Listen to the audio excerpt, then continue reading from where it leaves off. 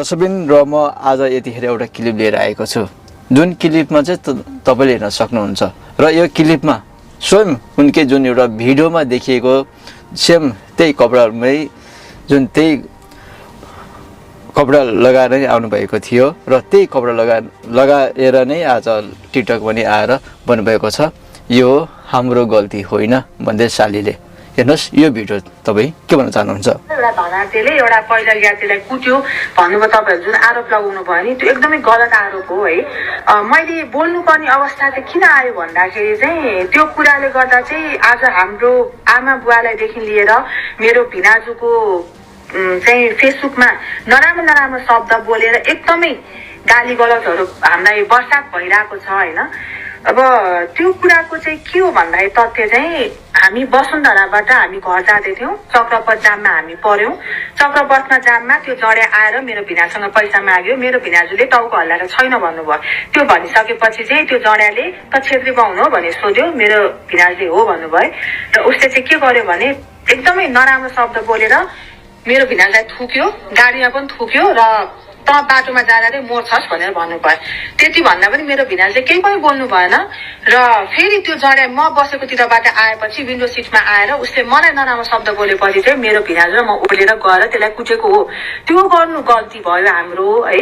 सहीको लागि हामी बोल्यौँ, त्यो ठुलो हामीलाई गल्ती भयो। आज त्यही कुरा तपाईहरुको दिदी बहिनीलाई भएको भए पनि तपाईहरु के त्यसै चुप्लाएर बस्नुहुन्थ्यो? मिडियाले हामीलाई यति नराम्रो पोर्ट्रेट गर्थ्यो कि एकदमै कि हामीले त मान्छे नै मारेको जस्तो ठुलो क्राइम जस्तो गर्यो। तर हामी सत्य कुरा हामीले बोल्दाखेरि सत्य कुराको लागि हामीले बोल्दाखेरि चाहिँ हामी यति नराम्रो भइन्छ भने चाहिँ हामीले सोचेको थिएनौँ के। अब अहिले दुनियाँबाट मेसेज आइरहेछ, हामीलाई नराम्रो गाली भइरहेछ। तपाईहरुले अझै पनि यो कुराको ट्रस्ट लाग्दैन भने तपाईहरु चक्रपथ जानुहोस्, त्यहाँ पुलिस बिटमा गएर तपाईहरुले बुझ्न सक्नुहुन्छ। त्यो जड्यालाई अहिले पुरै पुलिस खोज्न हिँडिरहेछ। मेरो भिनाजुलाई क्लिन चिट दिइसक्यो पुलिसले, अब त्यही पनि जड्यालाई खोज्दै हिँडिरहेछ हैन। अब त्यहाँ चक्रपथ पुलिसलाई पनि थाहा रहेछ कि त्यो जड्या कस्तो हो भन्ने कुरा, पैसा माग्दै गाली गर्दै हिँडिरहेछ त्यो जड्या हैन।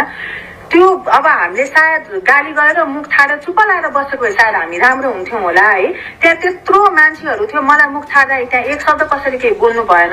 तर आज मेरो भिनाजुले मेरो लागि बोल्दाखेरि चाहिँ हामी त्यति नराम्रो भयौँ कि। त्यही भएर मैले आज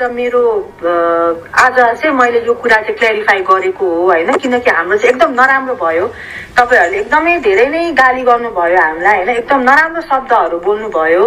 आज हाम्रो ठाउँमा तपाईको दिदी बहिनी भएको भए पनि सायद तपाईहरु यही गर्नुहुन्थ्यो होला हैन।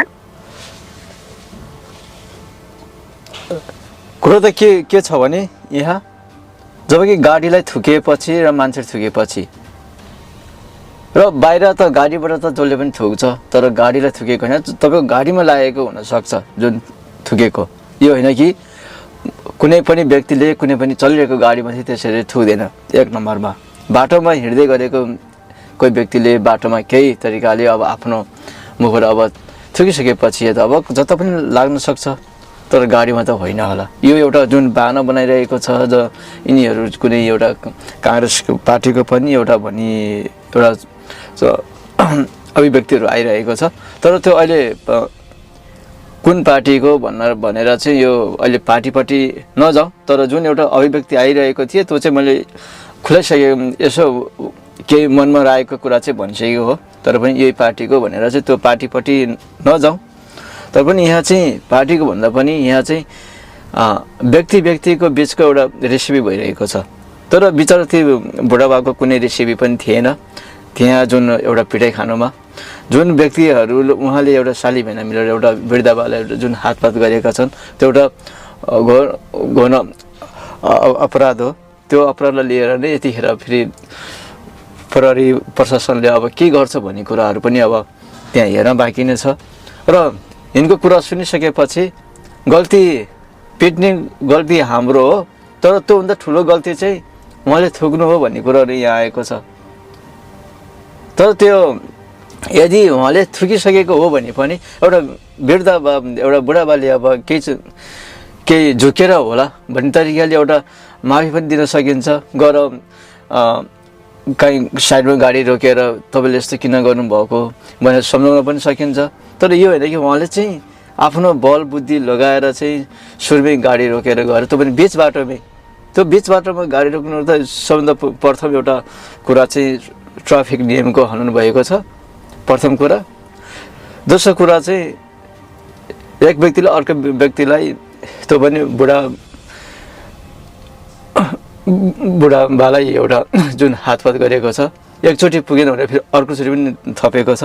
त्यसको लागि तपाईँ के भन्न चाहनुहुन्छ र कमेन्ट लेख्नु होला। हस् त, धन्यवाद, नमस्कार। पनि यहाँहरूको माझ यतिखेर उपस्थित भइसकेको छु र म आज छुट्टै एउटा अपडेट लिएर यहाँहरूको माझ आइसकेको छु। र हिजोको जुन घटनालाई हेर्दाखेरिमा आज मैले एउटा हिजो भएको जुन थियो एउटा घटना, त्यसलाई सानो भनिँदैन। त्यो एउटा भिडियोमा खिच्दाखेरिमा सबैले एउटा सानो क्लिप देखेको जस्तो होला, तर त्यसलाई निहालेर हेर्ने हो भने, बुझ्ने हो भने त्यो एकदम खतरा हो। जबकि यदि दायाँ बायाँ कुनै पनि मान्छेले भिडियो नगरेको भए या दायाँ बायाँ मान्छेहरू कोही पनि नभएको भए र त्यतिखेरमा ती बुढाबाको चाहिँ ज्यान पनि जान सक्थ्यो। जुन व्यक्तिले एउटा गुन्डा शैलीमा आफ्नै गाडीबाट तल झरेर, गाडी रोकेर तल झरेर जुन आफूभन्दा ज्येष्ठ नागरिक, एउटा बुवा जस्तो सम्मानीय एउटा जुन व्यक्तिलाई हातपात गरिसकेपछि उनी त्यहाँ केही बेरसम्म उभिएर हेरिरहे र त्यही क्रममा फेरि पछाडिबाट उनको एउटा महिला आउँछिन्। ती महिला हुन् उनको साली। जुन आइसकेपछि फेरि पनि उनले अर्कोचोटि पनि हात उठाएको भिडियोमा देख्न सक्नुहुन्छ। जुन यस्तो अवस्थामा जुन एउटा त्यो पनि दिउँसै जनताहरूको, नागरिकहरूको बिचमा खुल्ला रोडमा, त्यो पनि रोडको बिचमै गाडी रोकेर अरू अगाडि पछाडिको गाडीहरूलाई पनि धक्का दिने जस्तो तरिकाले, उनीहरूलाई डिस्टर्ब गर्ने तरिकाले जुन बिचमा गाडी रोकेर जुन एउटा ट्राफिकको एउटा नियम पनि हनन भएको छ, त्यसमा त्यो पनि मुद्दा लाग्नेछ। र बिचमा गाडी रोकेर एउटा बुढा मान्छेलाई हात उठाउनु त्यो त झन् एउटा ठुलो एउटा मुद्दा हो। त्यसलाई त मानहानि एउटा कारबाही गर्नुपर्छ। एउटा जुन जेल मुक्त मात्र नभइकन उनलाई एउटा लामो समयसम्म एउटा फैसला पनि हुनुपर्छ भन्ने एउटा आज चाहिँ पुष्टि भइसकेको छ। र तपाईँ कहाँदेखि हेर्दै हुनुहुन्छ र तपाईँ यस भिडियोबारे तपाईँ के भन्न चाहनुहुन्छ तल कमेन्टमा लेख्नुहोला। र हामीसँग जोडिनको लागि च्यानललाई सब्सक्राइब गरेर जोडिनुहोला। र तपाईँ कुन देशबाट हेर्दै हुनुहुन्छ कमेन्टमा